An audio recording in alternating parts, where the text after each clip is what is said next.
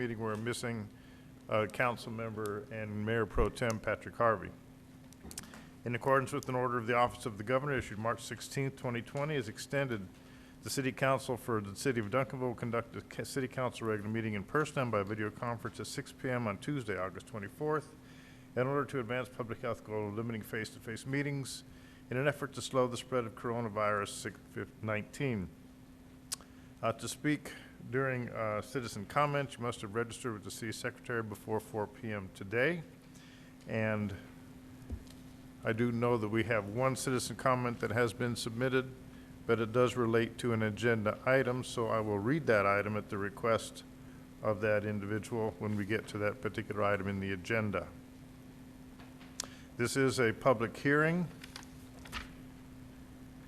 and just so that everyone understands the process, because this is a public hearing and it is on the budget, we are going to forego the typical 10-minute time increment allotted to those in favor and those against, to allow citizens to have adequate time to express their feelings. This has been coordinated with our city attorney as well. And one other thing, if you read the agenda item itself, it says receive an overview of the proposed FY 2021-22 proposed budget, deliberate and conduct a public hearing. So that word deliberate permits us as a council and permits citizens to have discussion. And for you, city manager, with that appropriate deliberation, that would mean that we may turn it over to you, for you to turn it over to staff to have deliberation and comments as well. So this is a little different than our normal public hearings, but it is in accordance with what we have on the agenda, and it is in accordance with information and guidance I received from our city attorney today. Okay, everybody clear on that? Very good, thank you. Okay, as I said, item number 2, receive public comments.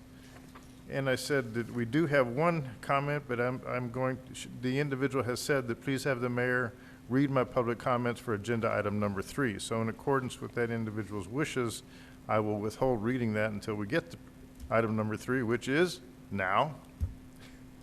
Moving to item number 3, receive an overview of the proposed FY 2021 proposed budget, deliberate and conduct a public hearing. The public may appear by telephone, video conference, and in person for the public hearing comment period.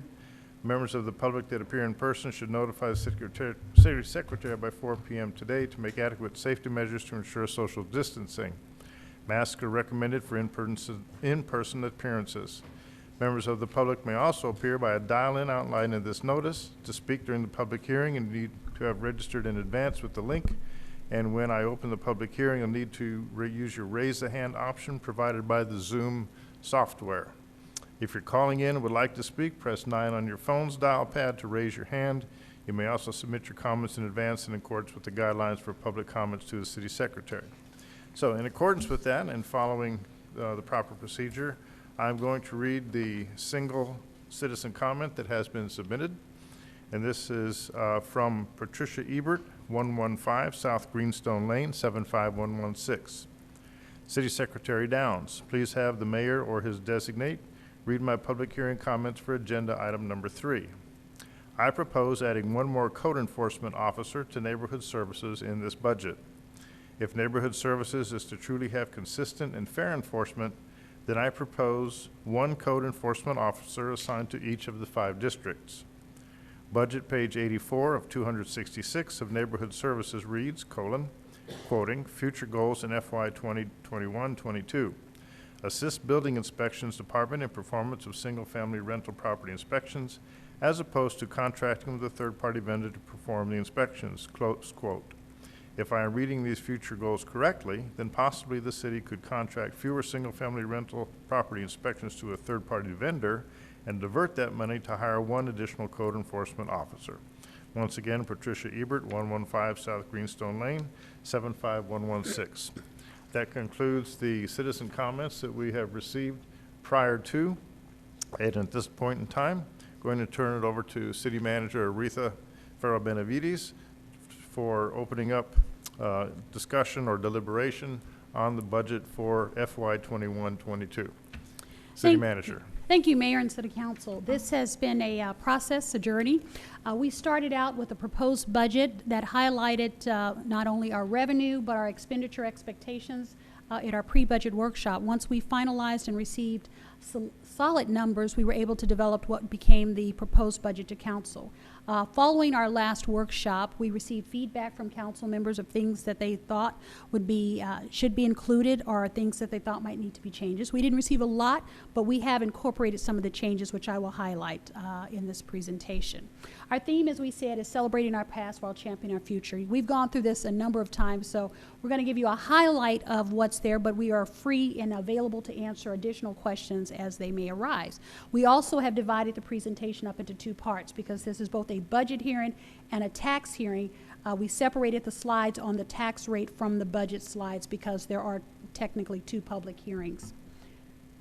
We are now at the public hearing. The state law requires that we host a public hearing on the tax rate as well as the budget. It also requires that we must adopt the budget within 7 days of that hearing, which means that any feedback or changes the staff will incorporate, and we will be sending out to you by the end of this week an updated document or updated sheets, which will incorporate any changes for the final budget adoption, which must be done, and we have that scheduled for the 31st. As we mentioned earlier, there are lots of new laws that have come about based on the state law changes, but this is one of those that we have some stickler. And there are also some wording that you'll see that's very spelled out, and we'll talk about that more. Now, one of the things that you'll see a little bit different, we wanted to highlight where we are as a whole. We have a total revenue of $63 million. We have a total expenditures of ongoing of $62 million. What you will see that we changed a little bit because we wanted to highlight them is our one-time projects. We have $6.6 million in one-time projects. These are things that we have funded, that we've held money in our fund balance to fund them, and we wanted to pull this out so that our residents could understand and could clearly see that there is also incorporated in there is that our revenues do exceed our expenditures, but for example, projects like our P25 that you see here, that's about $2.1 million. Things like that are actually paid through or held in fund balance, and we've been saving for this. So what's included that we've mentioned before is, we'll talk some more about our tax rate. We're proposing a flat tax rate of 0.70. There's a 2% cost of living adjustment to all full-time and part-time employees. New titles and positions, it says 9.15. That's highlighted in red because we have included, as we've gone through and talked to you guys, the additional code enforcement, and we could afford to do that, so that now what will happen is there will be one code enforcement, and we are now calling them neighborhood service officers per district, which means that each district will have one person who will specialize in that. We also talked about our minimum salaries. We've increased it. We had about 5 or 6 employees where our starting pay will represent a $15 per hour. No proposed increase in our water, sewer, drainage, and garbage collection. Now, we've also said we recognize there is a need in council, and we've talked about a study to come back and identify. We've already been given ideas of what it needs to be, but we want to make sure that we're thoughtful in that process, and we take time and go through that and spend time with council on that. We have about $11 million in capital improvements total, and an allocation, as we've mentioned, of the additional $1 million of existing fund balance for P25, which gets us to a total of $2.1 million, which we kicked off last Friday, that process. When you look at all of our funds, we have 17 different funds, and each of these funds have different requirements and different ways that they come. But if you look at this in totality, what you will also see is that this number, it doesn't total, and that's because there are transfers between funds that are included in it. But this gives you a summary from our general fund to our utilities, solid waste, and we'll take you briefly through each of those. When you look at our general fund is our general operating fund. As you look, we started out and we expect our fund balance to be at about $11 million at the beginning of the year. We have $34.3 million in proposed revenue, $34.1 million in expenditures, which gets us a net of $161,848.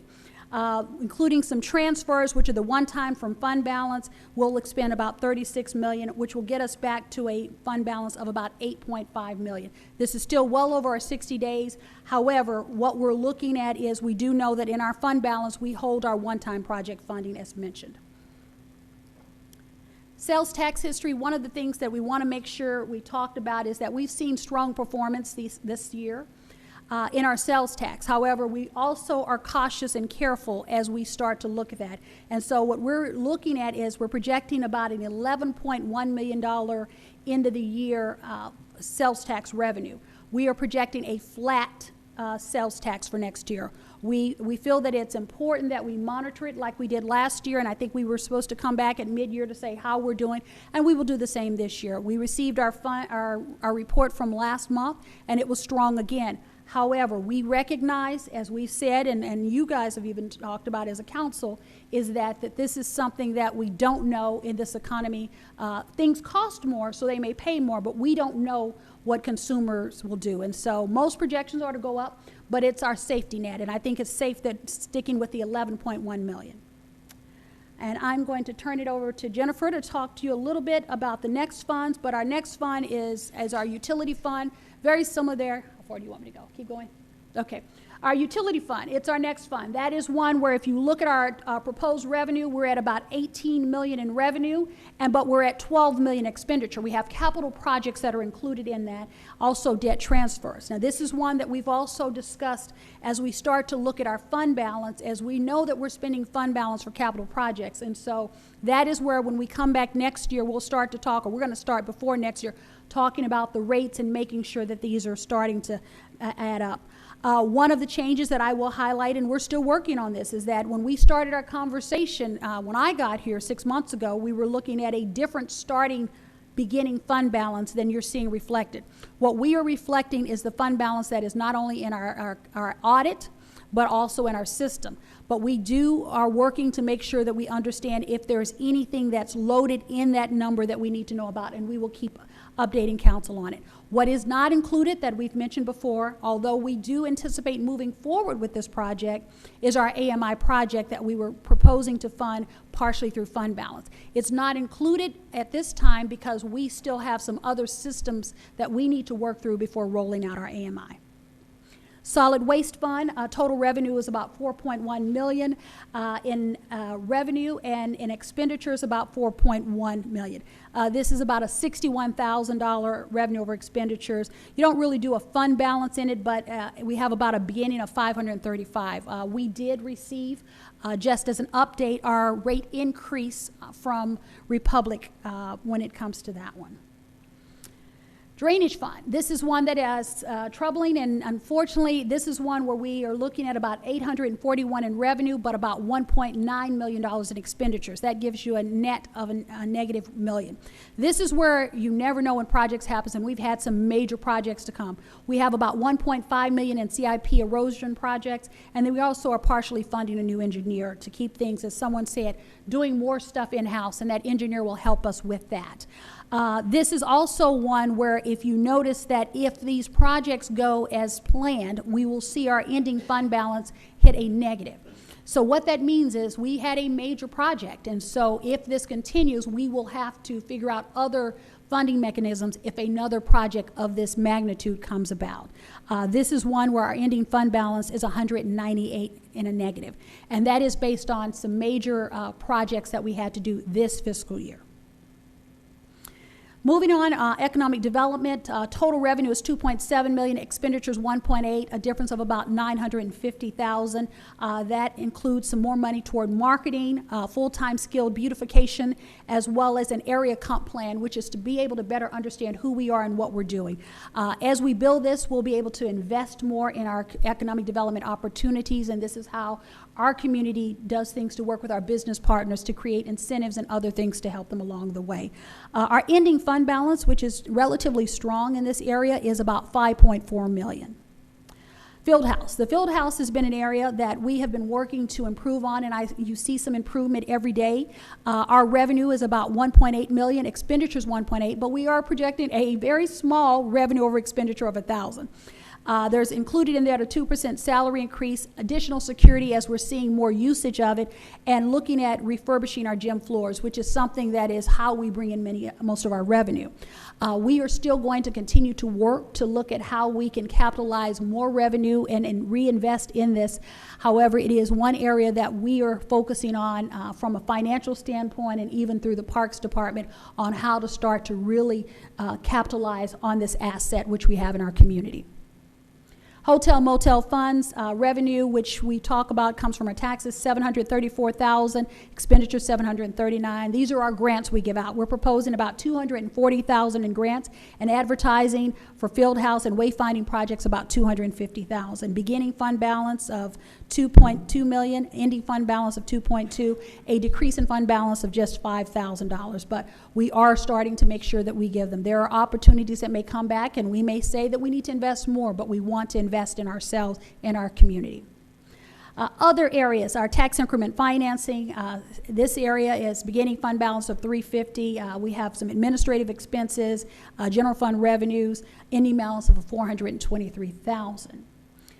Other revenues, this is liability insurance, and I'm going to let Jennifer, this is where I will turn it over to her to go through and explain how we do a charge for departments for our liability insurance. So the liability insurance is the workers' comp and the liability property premiums, as well as paying out any claims that do come in. The revenue comes from the various cost centers, like the police department, the parks department, those locations. They contribute into this fund that covers the cost of the premiums and covers the cost of the workers' comp claims and the liability property insurance claims. We project spending $551,000 in total. Of course, claims, come and go. Can't always truly predict what that ultimate number will be, but that is based kind of on history. And but it is a healthy fund. We have a healthy fund balance of $741,000 at the end of the year that we are proposing. Debt service, this is the portion of the property taxes that come into debt service to pay for the general obligation bonds. Not much change here other than just to highlight the different debts that we do have. Now, only the general obligation bonds is what is paid for out of the debt service fund. The rest of the debt that the city may have comes from a different financing source. But just to highlight, so on the general obligation bonds that was issued in 2019, the last payment was, that we'll make on it will be in 2039. We're not eligible to refinance it until 2028, and that's if interest rates are favorable at that time. The annual debt service averages $1.4 million. That's what we pay out the door for the principal and the interest. And then as of FY22, the outstanding principal on it will be $19.6 million. And just as a reminder, the utility fund debt that we did have, that retired in FY20.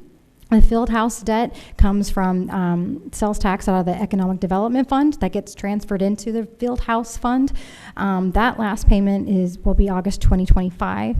And then this is the last fiscal year for the economic development debt that we had for some park improvements. The IT replacement fund, again, this is another internal use kind of fund. This replaces our computer equipment and things like that. So again, each cost center puts in a portion for the replacement cost of replacing their particular items. And so those are the revenues that you see. We did increase the funding back up to 100% of replacement value. And then you see the replacement cost there at $129,000 is what we project. And then ending fund balance there is $56 million.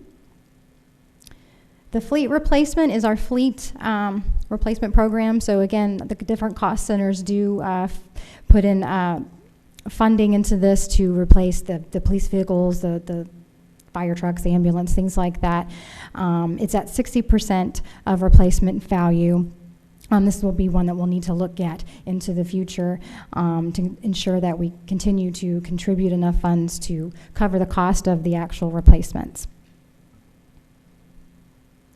Going into CIP, this is just a real quick overview of the 5-year plan and the various different projects, utilities, pipe bursting, alley CIP, drainage, the bag wall, drainage CIP, street CIP.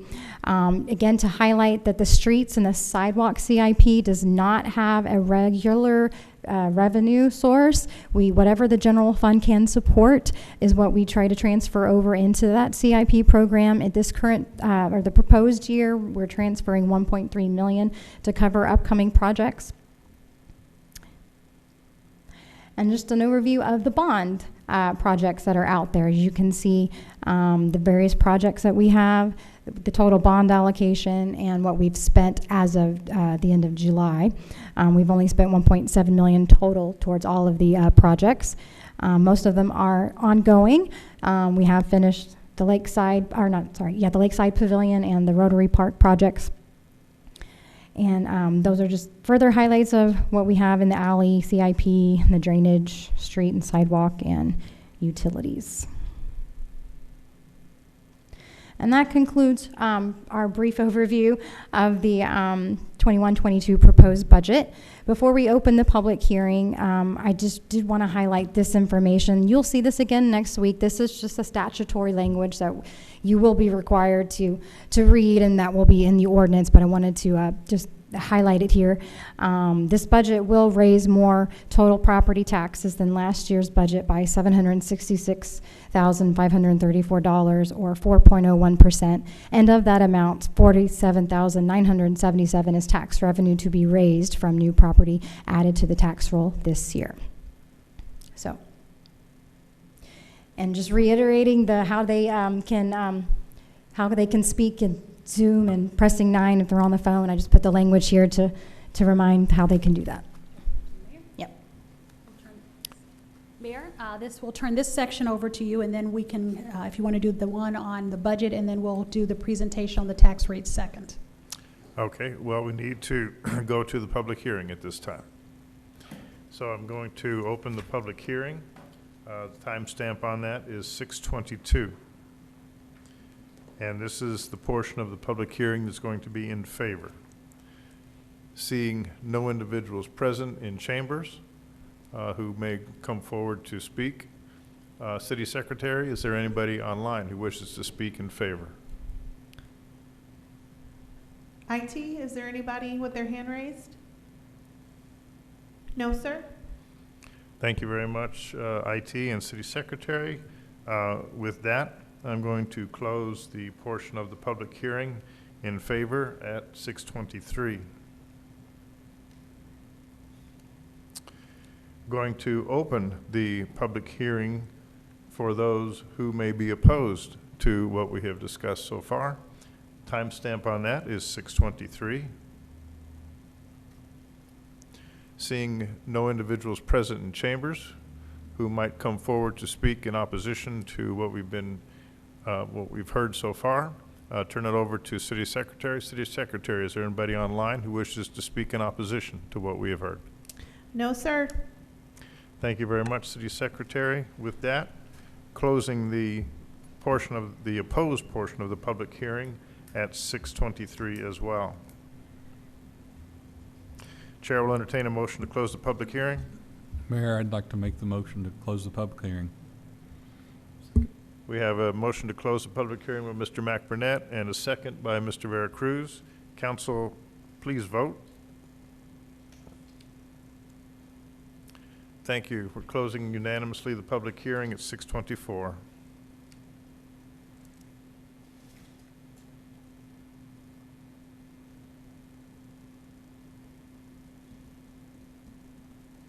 We can now open the session up to deliberation by council members and staff. And council, for Ms. City Manager, I have a few questions that I made some notes on as we went through. And I made my notes according to the slide that was up at the time. You may or may not have to refer to it based on the question that I have. The first one that I have is chart number 9, which is sales tax. Yes, sir. You made a comment, if I heard you correctly, that the sales tax numbers we received again are wrong. Now, I'm sorry, are higher. They are still coming in higher than we are projecting each month. So What we do with sales taxes, we look at previous year Okay, numbers. but you used the word wrong, and I took that as in error.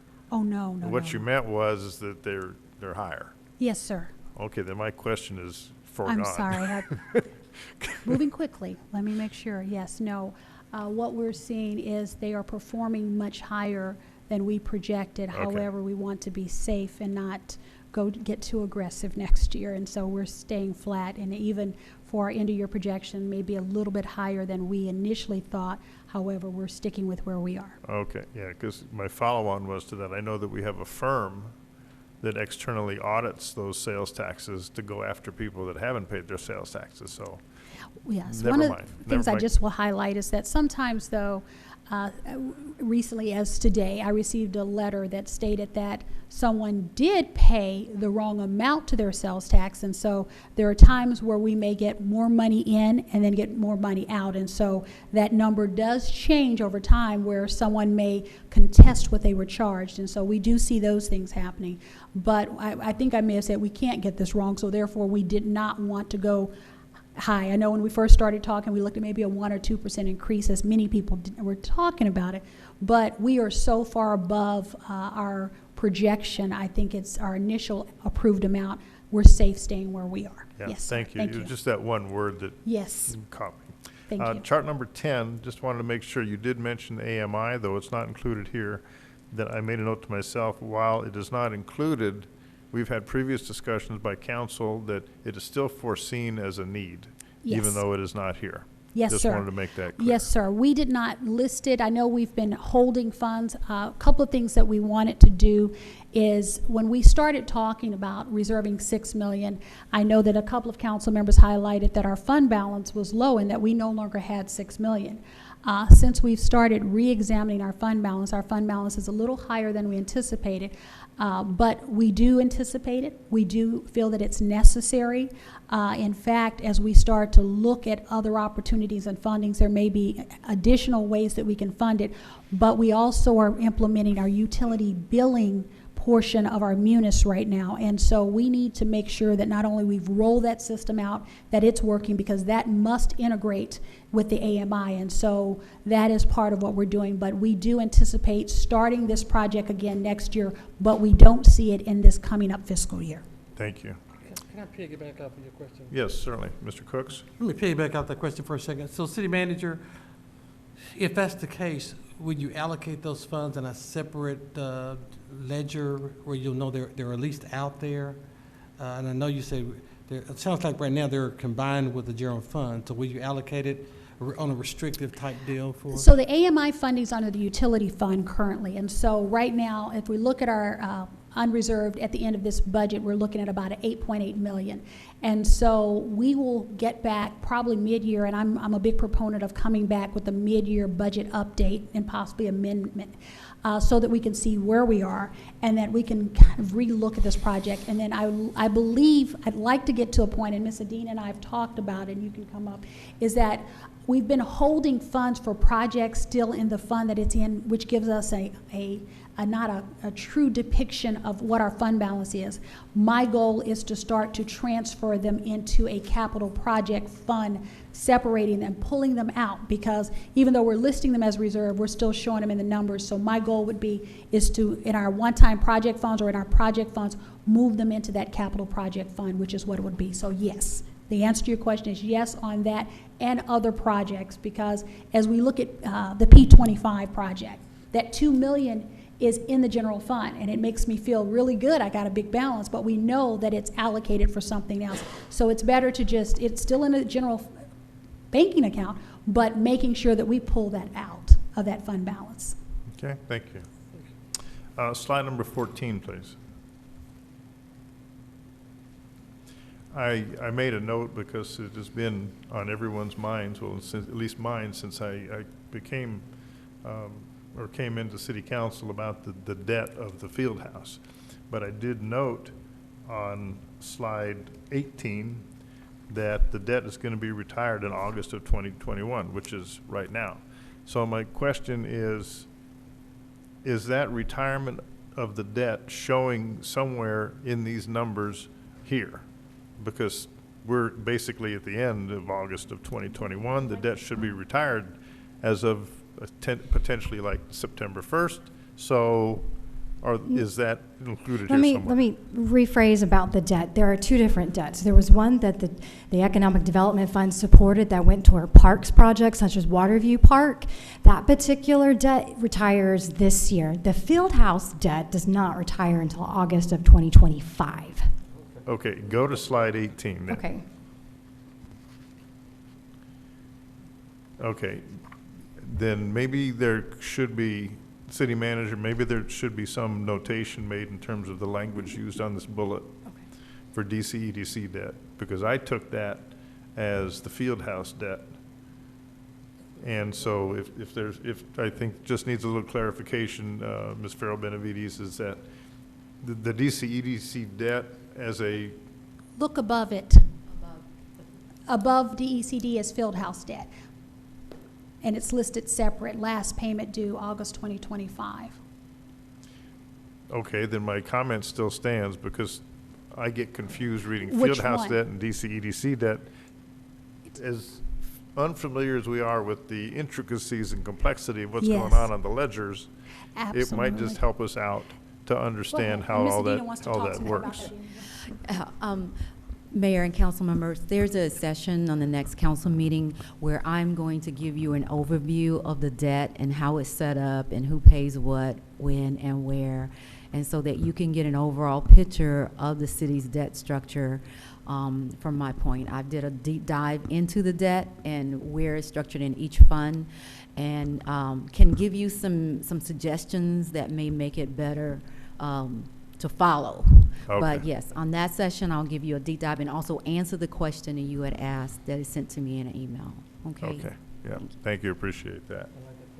But Mayor, Okay. to add to that, that is exactly what we were we're working through the confusion too. And so I understand, because the economic development and the field house, we look at them being kind of interchangeable. So Yeah. we'd actually already scheduled this, but we're going to do a deep dive with you all to make sure we're all on the same page. So thank Okay. you. Thank you for saying that, Mayor. Thank I totally agree, because Sheila and I both served, and we got those two mixed up, and I forgot we had the other debt, and I was looking at the Fieldhouse debt overall period, so I'm glad you made that clarification. Yeah, yeah, Greg, you had a comment? Well, I had the same question you had in both pages, so that's been answered, but I still want to be clear in my mind.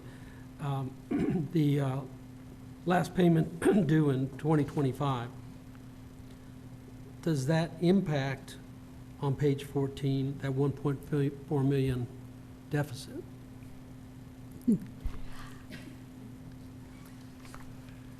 Yes. That will impact it because it is a payment that you're going to have to pay on that debt for the next few years from 2025. So if you say if it impacted, yes, because what's happening now is that I believe DDC is sending the money to the fund, and then they're paying it with that fund. So, and if there's not enough funds in there to make that payment, it's already a deficit, so yes. Yeah, whatever that. Okay. Thank you. Okay, thank you. Let's see. Go to 17, please. Yes, sir. Never mind, I just made a comment to myself. Go to 18. Let's go up to 18 then. Looking at, I asked this actually, a citizen asked this question a couple weeks ago, and it ties into 18 and 22. If you go to 22 as well.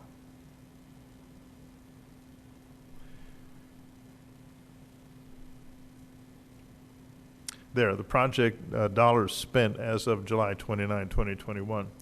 The question was, and I had it in my mind, and then I saw this, and I saw what our payment is on the bonds, $1.4 million annually in terms of the interest.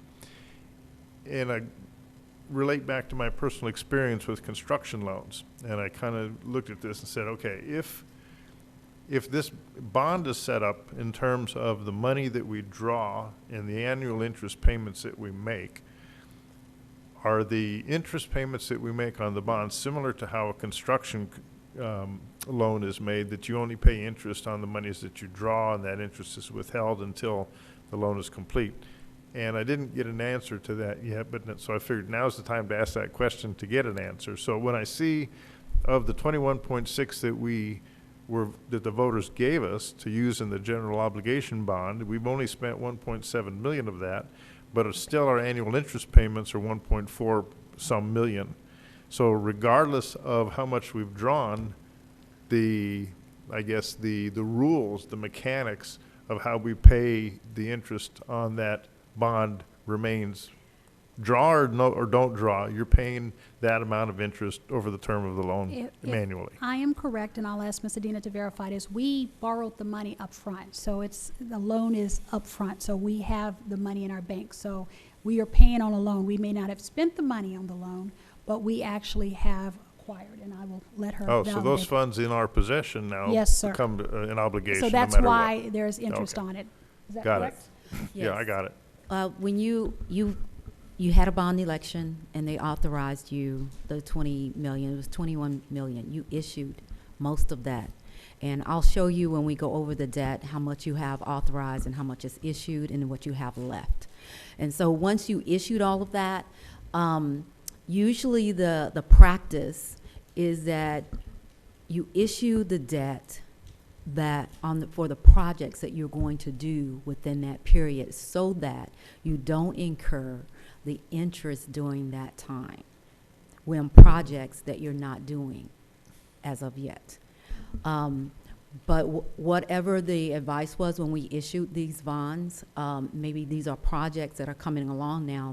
They weren't done exactly when we issued the bonds in 2019. So they are going along a few years, and so right now we still have to pay the interest on all of the debt, not just on what we are. Right. I'll So- say, Mayor, what was generally happening, and I've been working with Jason Hughes prior to this, but Mr. Hughes, we believed, and even in other folks issuing bonds, is that the rates were so great they weren't going to get better. Now, we know a little more now, and so many cities who were issuing bonds were encouraged to go ahead and issue all of it because they could get you a good rate. And so that is likely why the money was drawn down. As she mentioned, when the rates that we're dealing with and the ups and downs that are going on now, they just anticipated those about 2 years ago. They thought they would get no better than that, and that's not the case. But we have borrowed the money, so that's why we're paying interest on it. And I do believe that it's placed in there. You can invest it, but not really invest bond money. Got Okay. it. Okay. Thank you. It's clear now. Yes, I won't ask the question again. you're fine. Chart 21, please. There was, okay, yeah, down there, and that 6.7 million for street and sidewalk CIP. I'm going back to what I recall in terms of the TIF. There are provisions of the TIF which allow infrastructure, as, for example, sidewalks can be built with TIF money. So the question is, knowing what the TIF balance was, the TIF balance was, well, it's here somewhere, or it was. Zoom, yeah, there it is. Yeah, the TIF balance is sitting at like what, well, it's going to be proposed about 4 something. But in that bullet on 21, is there any possibility, or, yeah, I guess that's the right question. Is there any possibility that in those sidewalks that have been identified, that some of them are actually in the TIF zone and TIF money could be used? I think as our conversations happen with the TIF funding, we are looking to identify uses for them, and we will look to do whatever we can in those areas. I'm not aware, but I will follow up and make sure that anything that we can use, we will use for that. The street funding, the 6.7 million is extensive, and so we recognize that there are sometimes you can get CDBG money and other funding for it, but we're going to be looking for other funding sources to help with it. I know there's a federal infrastructure grant that's out there, and then some other grants that may come out that we are going to have to pursue in order to work on some of our street infrastructure. Okay, all right. Thank you very much. That concludes all the questions that I took down. Council members? Any questions, any I don't further? have any questions. I just want to just thank you for delivering it. I think I've asked all of my questions last time, so I'm good. Thank you. All right. Seeing no further questions from council, we'll close item number 3 and move on to item number 4. Item number 4 on the agenda is consider establishing the date of August 31, 2021 to consider a vote on the budget. And council, this is strictly talking about establishing the date of August 31. City Yes. manager. As I mentioned earlier, state law requires that we must vote on the budget within 7 days of the public hearing. And we selected the 31st, or recommended the 31st, because it's a Tuesday night, which we're accustomed to using. You are free to do it any day between next Tuesday and today. Okay. Chair will entertain a motion to establish the date of August 31st, 2021 to. Mayor, so moved. We have a motion to accept August 31st, 2021 for the budget motion by Mr. Contreras and a second by Mr. Cooks. Council, please vote. Thank you very much. Unanimously approved.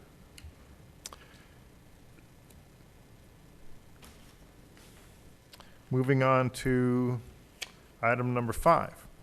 Consider a public hearing and deliberate on the fiscal year 2021-2022 proposed tax rate. City manager. Mayor, I'm going to ask Ms. Adina and Ms. Jennifer. They've done extensive work on not only the calculations, but understanding our tax rate. So I'm going to turn it over to those two to talk through this.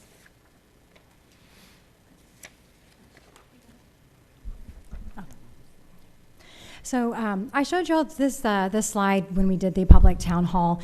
Want to provide understanding of how our property taxes do break down. The city is but 1/4, of your total tax bill. So the first example, as you see there, just showing a calculation example there, based on a $200,000 assessed value home with just the homestead exemptions only. You can see how that breaks down. The rates that are used here are the 2020 tax year rates, but it just shows you how it breaks down. So that total property tax bill on a $200,000 house, you would pay $4.8 million, or $4,850. Sorry. On the second example, this is using, again, the homestead exemptions, and if you are over 65, showing how the homestead exemptions would affect your taxable values, and then again, how that breaks down in your total property tax bill. And so as you can see, when you apply that, that comes to $3,981,000 as your total tax bill. It's important for everyone to understand kind of how their tax bill does break down, because again, the city is just 1/4 of your total bill. As a note, again, Dallas Central Appraisal District is the responsible entity that does the valuations of the properties. The city does not value properties. And then we do use Dallas County to collect our taxes on our behalf. Can we get, is this a public hearing? I'll have a question if not. Right now, we're in discussion. We're in presentation mode. Then we're going to go to public hearing. Then I'm going to open it up for council discussion. All right, go ahead, go ahead.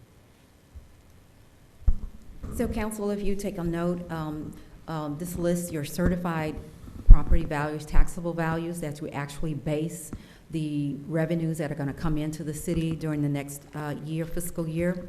So it's broken down by residential, commercial, and BPP. And that's where we got the certified taxable value of $2.8 billion. And then the value that's under protest was the $41.9 million, and that's what we added onto it to get a total taxable value of $2.8 billion. And so that's where we propose the tax rate after we perform the tax rate calculation of what the property tax will be, because the no new revenue rate is at 0.6738, and then the voter approval rate is at 0.702073. So our proposed rate is at 0.70, a flat rate. That rate is lower than the rate that we had in the prior year, in the prior fiscal year, which is this fiscal year that we're in right now. So the rate that we're proposing is lower than last year's rate.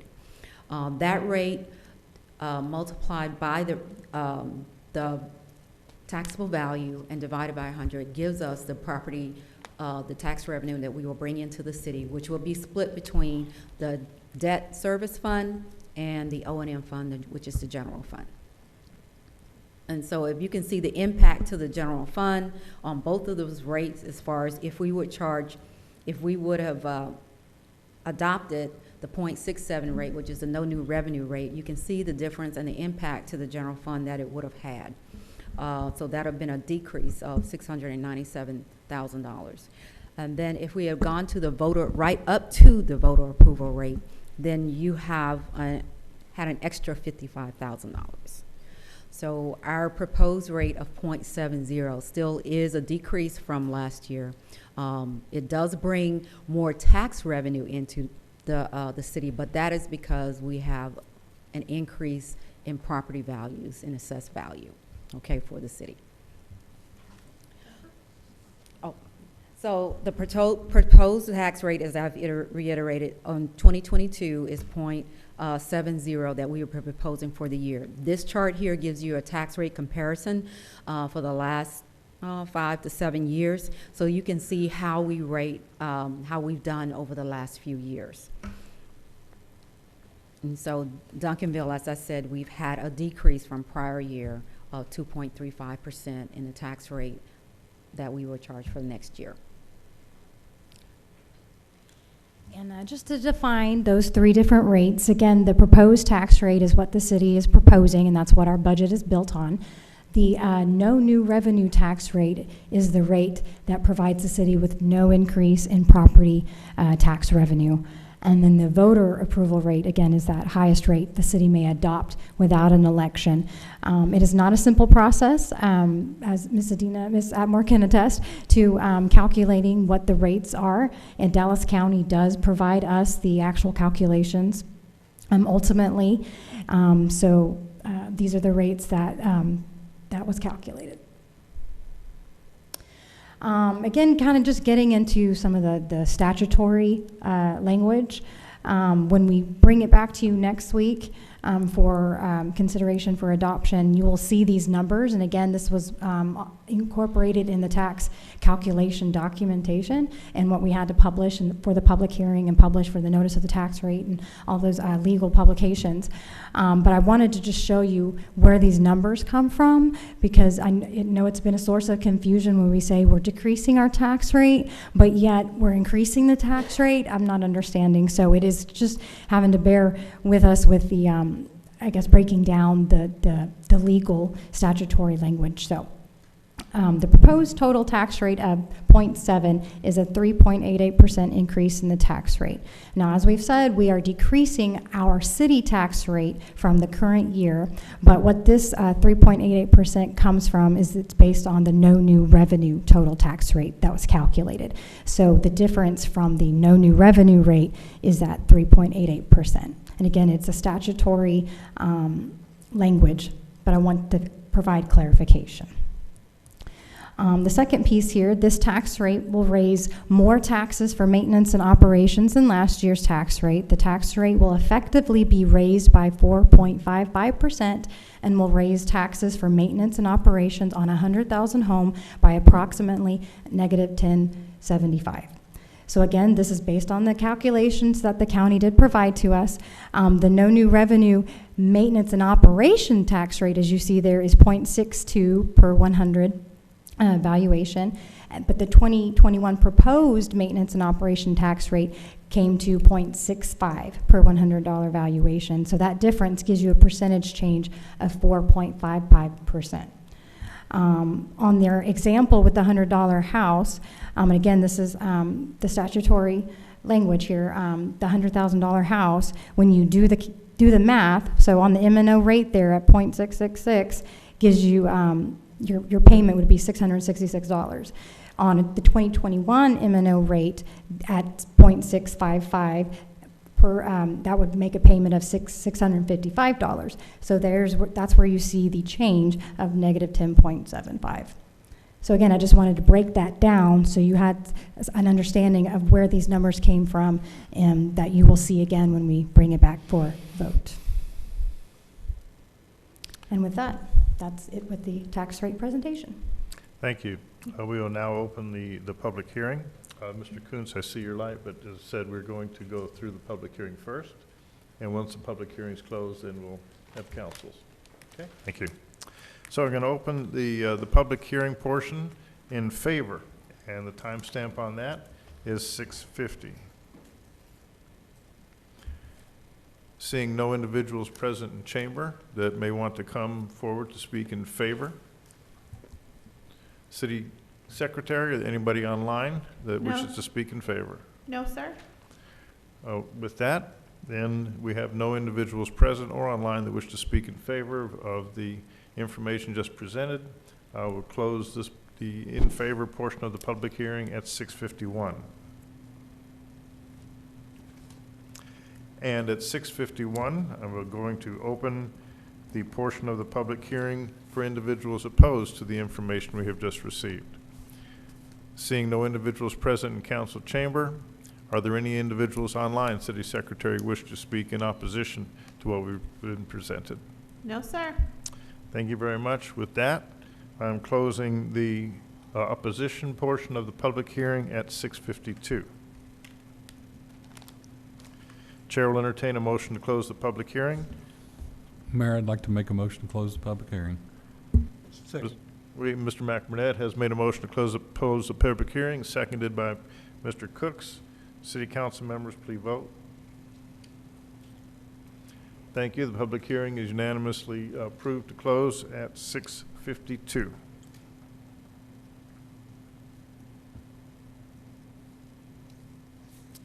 All right, council members, with that, now open City Council to a discussion, deliberation on the information that's been presented. So, Mr. Kuntz, I did see your light earlier, so please go ahead. I still, Can you turn your mic toward? oh, yes, sir. There you go. I still need some clarification on slide 32, if you wouldn't mind, please. Okay, what's your question? Just clarifying again, looking at how the proposed tax rate, is actually an increase in the tax rate versus what we've been hearing is the tax rate has actually been lowered, and just, Sedina. yeah. I think the answer to Well, I this think is it's the- blame our legislators in Austin for the language making us use this. It's, Mr. Kuntz, it's totally contrary to what is happening. It's totally contrary to what we're supposed to be seeing and saying. But the comptroller and the legislators say this is the language that has to be used, unfortunately, and they base that on the NNR, the no new revenue rate, in terms of where we're going. And that's the bogus information that we have to communicate, that we are not increasing our taxes. What's increasing is it's an increase from the calculated no new revenue tax rate to what we're proposing is to be an actual city rate. And it's language. It's messy. It's, I don't know if I've explained, yeah, I mean, I got it up here, let but me it's all try. about language. We went through this, if council members may remember, we went through this with the bond. Yeah. The language in the bond was so screwed up. Yeah. I'm looking for a fancy word, there isn't one, that people didn't understand what the bond was actually doing, and this is doing the same thing. It's unfortunate, Mr. Kuntz, that this is the language we have to use. And I think probably, city manager, I presume that there's going to be some extensive educational materials published, not only in response to Mr. Kuntz, but to our citizens to understand we're not going up, we're actually going down. Yeah, let me So I'm sorry, just- Mr. Kuntz, if I interrupted, but that's where it comes from. This is, regrettably, this is what the language that we have to use, and there's no way around it based on the legality of what we have to do. So that's it. Go ahead, Adina. Yeah, just any way you can break it want me- down in layman's terms, because Okay, let me- people let are me take asking a s- me, and I'm honestly, I don't have a good answer. Let me take a stab at it, okay? So the tax rate, the 0.6738, which says that if this is the rate that I would charge the residents on their tax bill, that to the city, that would present me no more revenue than I had last year, okay? So in this year, it just basically says that the same amount of revenue that I had last year, This rate will give me the same amount of revenue this year, okay? That's where the 0.67 comes in, and that's a complicated calculation. I'm kidding. So when they say is the rate increase, that 0.7 means that its increase is higher than the 0.67, okay? Because that means that to the calculation that there is more revenue. It's a no new revenue tax rate is the 0.67. So that means that the 0.7, that means if I multiply it by the assessed value, then I'm gonna get more revenue for the general fund. Is that, can you follow me? I am, I guess for me to explain it to somebody else. I know, it's, I can't have it in my back pocket to explain. Mayor, That's kind of where I will try to write something down so that even, and I know Yeah, this is when the key- having this this, is the key because I slide read here. through this myself, and having come from a background where it used to be called effective tax rate and then rollback tax rate, so I was just getting used to those terms and learning them, and now I come back with no new revenue. It was supposed to by the legislatures to make it more understandable, okay? Instead, work. it kind of, yeah, it messed us up even a little more. Okay, but I will try to write something down so that it can Mayor, make it, you can follow may I it. ask, in response to Councilmember Kuntz's question, it's a very good question. At some point in this process, can we make the statement, I want you to say no new taxes, that's been used before. Can we make the statement unequivocally that our taxes are going down? We actually released something last week because when we had to publish this, my concern was our citizens will see those words and say, didn't they say they were going down? And one of the things I will say to you, Mr. Kuntz, part of the legislation is you had the option to go up to 8.5% at one time. Now, 8%, well, I guess we were reading, to 8%, and now it's limited and to 3%. And so a lot of the calculations you'll see are what is the highest rate that the state will allow us to go up. And as we see around Texas, our property values are increasing. Our property values, if you look on this, increased 10.53%. And so with the values increasing, when they say no new revenue, that means if you wanted to keep just the same amount, then you'd have to reduce your tax rate down to that lowest number. Now, we recognize that your property values are increasing, but so are your cost of services, and so we do have to raise some, but it's a limited amount. We could have raised more. If you look, we could have gone up to 0.702073, which would have raised an additional in revenue, $55,000 under property tax. But we recommended not doing that, however, staying at a flat 0.70. If you look at the other sheet that's important for you up there on page 31, our last year, our tax rate, and when we say we went down, our tax rate was at 0.71 last year. We are actually lowering it to 0.70 flat this year. And if you look progressively over the past years, from 2016, 17, and 18, it remained consistent, the same rate. And as you look down and go to 2019, you see the city went up about one of those little cents.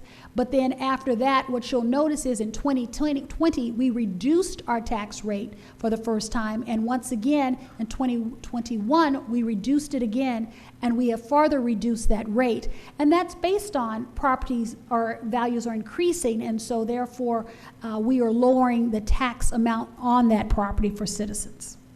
You know, Mr. Kuntz, you said we can't have her in our back pocket, but We'll this get you a fact this sheet. chart right here, I think if we could, each of us could print this off, or you could, maybe city manager could get us copies. This is what we need to Electronically. keep in our back pocket and be able to pull out to explain to all of our citizens. Number one, the language is a screwy kind of a language, but here's the actual effect of what we're doing in the city. So, Mr. Contreras, did you have any other comment? I know Mr. Cooks had his, Mr. Cooks? No, and I think one of them was just answered, but thank you for sharing about the rate. If you'd also, is there a slide that'll show me, the rate is great, But ultimately, what the citizens want to know is the dollar amount. So show me the dollar amount that'll affect. I think you gave me, I think you had an example. Go back to the page and give an example of Up what here that on dollar page amount 29, is. This is 29, it. okay. is that the one? This is page 29 that told you, gave you an example of a house that has an assessed value of $200,000. We gave you two charts. One chart is for anyone under the age of 65 or that's not disabled, because it's 65 and disabled. If you look at that rate, the city portion, and we say this over and over again to our residents because you see your property tax bill and you say, wow, it's high, but it's not all a city cost. So the city's portion of it, the amount that's paid to the city of that $200,000 home or that $4,850 property tax bill is $1,433. The second amount that goes, which is Duncanville Independent School District, is $2,393. I'm taking the cents off. Then comes Parkland. Our Dallas County gets $399. Parkland is $425, and Dallas College is $198 of that total bill. So as you look at it, understanding that there are different components and different calculations for each of those, but all of those come in your property tax bills from Dallas County. When you move to our next slide, which is a conversation that we've had before when we talk about homestead exemption, the city does offer a homestead exemption for those over 65 or disabled. That homestead exemption is up to $30,000, which comes off of your assessed value. So therefore, if you have a $200,000 home, it cuts down the taxable rate to $170,000. And so with that senior exemption, and you in the past few years increased that, I believe, from $25,000 to $30,000. And what that gets you is of a property tax bill that would total be $3,981. Your city taxes would be $1,218. Duncanville ISD, which is almost double the amount, which is $2,188. Dallas County, $227. Parkland, $242. And Dallas College is $105. There are other things that go into this, and when we get the calculations, there are other exemptions. For example, a totally disabled veteran may be 100% exempt from the taxes. And so all of these calculations and information go into our formula. Okay, thank you. Yeah, You but just I really think- answered that one question for me, and that was the 1,433, I guess more so what we're concerned with. However, on 2021, if you could almost do a chart for 2021, I think that would also There you go. help with people knowing what's the difference, because everybody's not looking at the rate, they want the dollar amount. So if you're showing an example, if you could show 2021 in the future as well, Yes, then I have sir. some, now I have dollar to compare Create to. a chart based on this rate and what it will look like this Right. year. Right, and then, yeah, that's what I was looking for 2021. And then Absolutely, and we'll send that out to you, just so Okay. you'll have it in case citizens want to know. We'll get you a couple of fact sheets and put together a budget fact sheet that will include that. All right, thank you. Then the second one is, remind me when, you hit on it very quickly, remind me when we did the increase on the homestead reduction for 65, over 65. Does anybody recall what year we did that?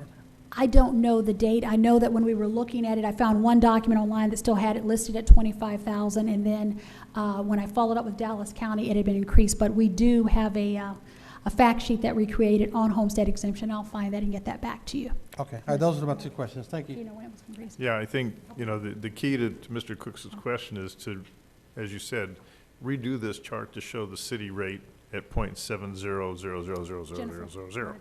I just wanted to make a note, because these other entities are doing the same thing we're doing now, proposing a rate and then not having the rates published at the time. We can't really just throw out a number, so we have to get what they're proposing as well to be Yeah. able to calculate what the 2021 numbers will be. But I'll definitely do some research to see if those rates are published now, that But we it's not have them we're something. interested in, it's us. I know. So we understand Yeah. there's flexibility in all the rest of the calculations, but in ours, Yeah. that's what we need to key on. And just for information, I did print off what came out in the city newsletter. This chart came out of the city newsletter, which does show the new rate from .716852 going down to .70000. going in, so is a reduction of $42 for tax rate. So this is another little piece of information you can print off and keep that in your hip pocket too. And Yes, this is just isn't simple.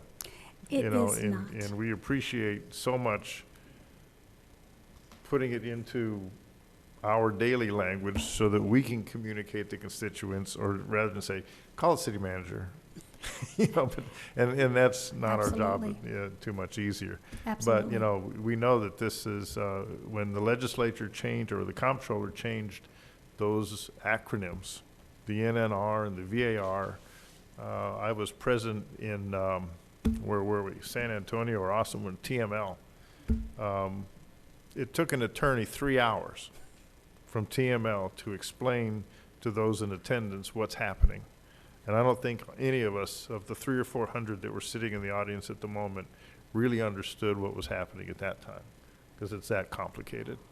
So trying to put this into simple, everyday language, not only for us, but so that we could explain it to our constituents, is not an easy task. And City Manager, we appreciate all the time and energy into this.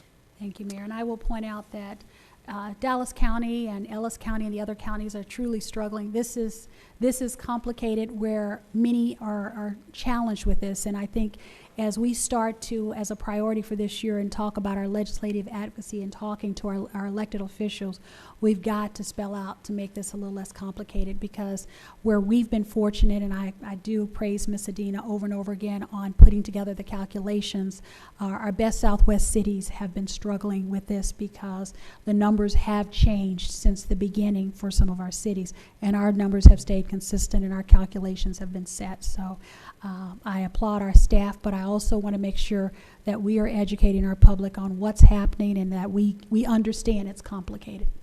Okay. Thank you very much. Seeing no further comments from City Council, we stand adjourned. The time is 7:07. Thank you.